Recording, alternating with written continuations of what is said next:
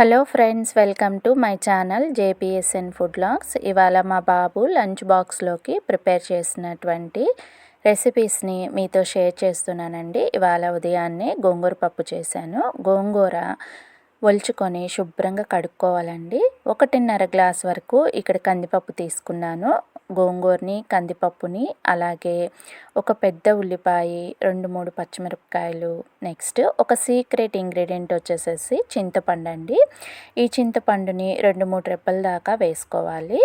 అలాగే కొత్తిమీర, కారము, పసుపు వేసుకొని కుక్కర్లో 1-5 విజిల్స్ వచ్చేదాకా ఉడికించుకోవాలి. ఉడికించుకున్నాక మెదుపుకునే ముందు టేస్ట్కి తగ్గట్టుగా సాల్ట్ వేసుకొని మెదుపుకుంటే గోంగూర పప్పు రెడీ అవుతుంది. ఈ పప్పుకి తాలింపు వేసుకోవాలండి. తాలింపు కోసం ఇక్కడ నేను సింపుల్ ఇంగ్రీడియంట్స్ యూజ్ చేసి తాలింపు పెట్టాను. ఇంకో విషయం ఏంటంటే, చాలామంది గోంగూర పుల్లగా ఉంటుంది కాబట్టి చింతపండు యూజ్ చేయరండి. కానీ 2-3 రెబ్బలు చింతపండు వేసి గోంగూర పప్పు చేసి చూడండి.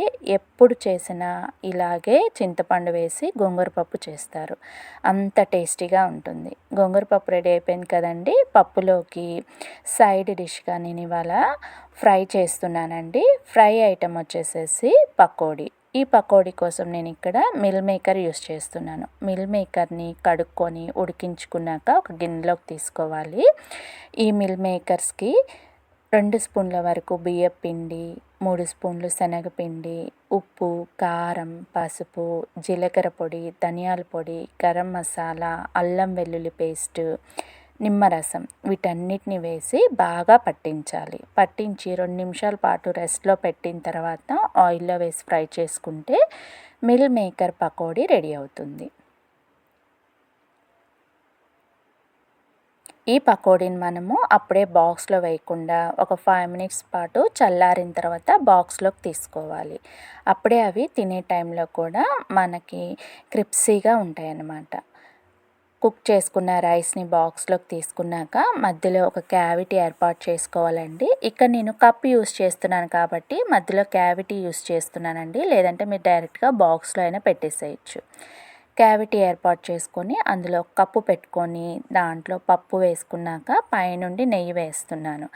పప్పు వేడికి నెయ్యి అనేది ఈజీగానే కరిగిపోతుంది కాబట్టి ఇబ్బంది ఉండదు. నెక్స్ట్ మిల్ మేకర్ని కూడా ఒక ప్లాస్టిక్ బాక్స్లోకి వేసుకొని టై చేసుకోవాలి. నెక్స్ట్ పప్పు, అన్నము, అలాగే ఫ్రై ఐటెం రెడీ అయిపోయింది కదండి.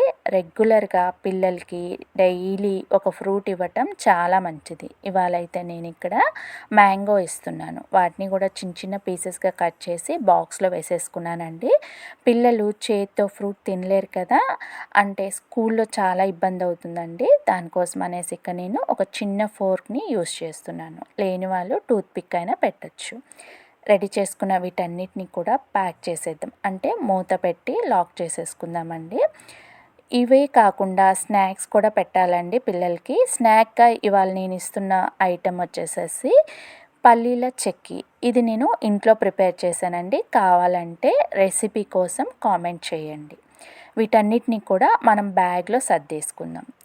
1 బై 1 అంటే బ్యాగ్ పొజిషన్ బట్టి మనము ఫస్ట్ ఏది పెట్టాలి అనేది మనం నిర్ణయించుకొని పెట్టుకోవాలి. నేనైతే ఇక్కడ లంచ్ బాక్స్ అంటే అన్నము, పప్పు పెట్టేశానండి. పైనుంచి చెక్కీల బాక్సు, తర్వాత ఫ్రూటు, నెక్స్ట్ ఫ్రై ఐటెం పెట్టాను. అలాగే వాటర్ బాటిల్. నెక్స్ట్ పిల్లల్ని హైజీనిక్గా ఉంచటం కూడా చాలా ఇంపార్టెంట్ అండి. నాకు బ్యాగ్కి సైడ్ పాకెట్ కూడా ఇచ్చారు. ఈ సైడ్ పాకెట్లో పిల్లల కోసం నేను నాప్కిన్ పెడుతున్నాను. నాప్కిన్తో పాటు స్పూను, అలాగే ఫోర్కు వీటన్నిటిని కూడా పెట్టేసి లాక్ చేసేస్తున్నాను. ఇవాళ లంచ్ బాక్స్ రెసిపీ ఎలా ఉంది అనేది మీరు కామెంట్ చేయండి. మీకు నచ్చినట్లయితే నా ఛానల్ని సబ్స్క్రైబ్ చేసుకొని నన్ను సపోర్ట్ చేయండి. ఈ లంచ్ బ్యాగ్ని ఓపెన్ చేసి మీరు చూస్తూ ఉండండి. ఈలోగా మరొక కొత్త రెసిపీతో నేను మీ ముందుకు వచ్చేస్తాను. అంతవరకు బాయ్.